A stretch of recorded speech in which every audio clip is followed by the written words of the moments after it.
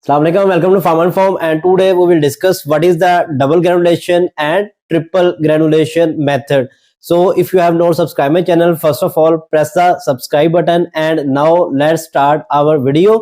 In this video we will cover what is the meaning of double and triple granulation, what is the purpose of double and triple granulation, when we perform double and triple granulation, what are the benefits and what is the procedure, and we will also discuss its drawbacks and disadvantages. So if you have not subscribed my channel, first of all press the subscribe button. What is the meaning of double and triple granulation? As the name indicates, it is a method where we perform granulation 2 times or 3 times, mean the conversion of fine powders into granules is done 2 times or 3 times in the double granulation method and triple granulation method. So what is the purpose of double granulation or triple granulation method? The purpose of double or triple granulation method is to reduce the amount of fine powder and to enhance the concentration of granules. When to perform double or triple granulation process? The double or triple granulation method is performed for the manufacturing of double layer tablets. If you remember, in our bilayer tablet video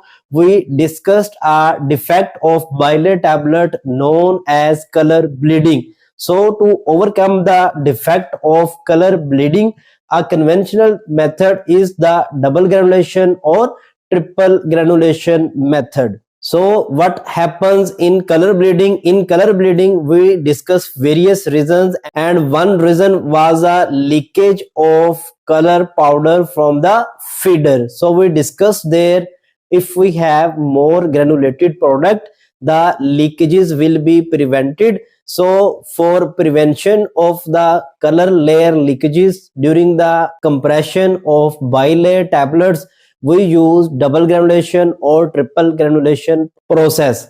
When our double granulation or triple granulation process is utilized, we have very less concentration of fine, and usually all the color layer is converted into granules. As the granule size is large than the fine powder, so escape or chances of these granules is very less and color bleeding defect is overcome. How this process is carried out, mean how we perform double granulation or triple granulation process. It starts as simple granulation process, starting from the step of weighing, sieving, mixing, kneading, wet sieving and drying. After drying, we use a mesh to segregate the fine powders and granular form of the powder, or large size granules are separated from the small size granules or fine powder. For this we can use either 60 or 80 mesh depending upon our requirements. Suppose if we use 60 number mesh, we will pass or sieve all the dry granules from the 60 number mesh. The fine powders or less size granules will pass through the mesh, and above the size of 60 will be retained over the mesh. We will collect the 60 number grains separately and small size grains and fine powder separately.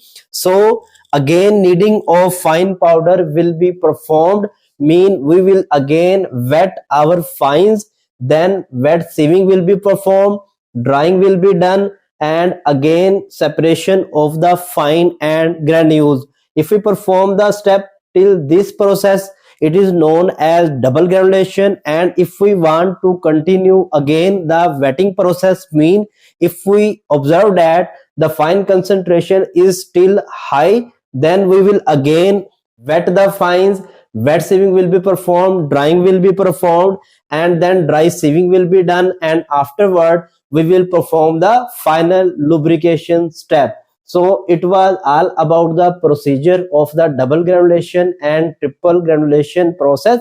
So what are the disadvantages of the double or triple granulation process? It is a time consuming activity, mean more time is required, so the cost of process is high. So it was all about double granulation and triple granulation, and it is one of the most conventional technique to overcome the color bleeding or line loss during the bilayer tablet method. In most advanced types of the machines, our suction system should be smooth and efficient enough to remove any type of the leakages. But if you have any conventional types of the machines or color bleeding is not controlled through the vacuum suction, you can use this technique. So if you like the video, share it to others, subscribe my channel. Till the next video, Allah Hafiz.